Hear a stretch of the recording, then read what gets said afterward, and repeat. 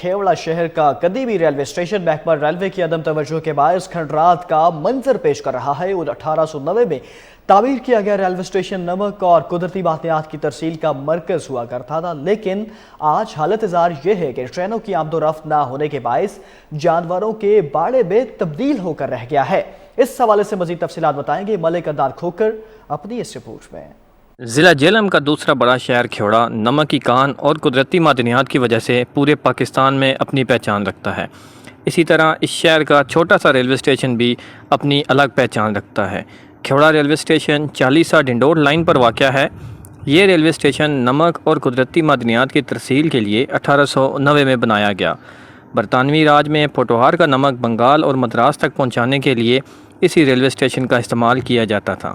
فروری 2011 میں نجی کمپنی نے کھیوڑا ریلوے اسٹیشن کی اثر نو تعمیر کروائی، لیکن موجودہ حالات کی بات کریں تو شہر کے بیچوں بیچ واقع یہ ریلوے اسٹیشن ٹرینوں کی آمد و رفت نہ ہونے کی وجہ سے کھنڈرات کا منظر پیش کر رہا ہے اور جانوروں کے باڑوں میں تبدیل ہو کر رہ گیا ہے۔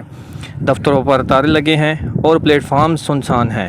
ہاں، البتہ سامنے کی عمارت ابھی کچھ بہتر حالت میں ہے۔ حکومت پاکستان چاہے تو اس لائن پر ایک چھوٹی سی ٹرین چلا کر ریلوے اسٹیشن کو دوبارہ بحال کر سکتی ہے۔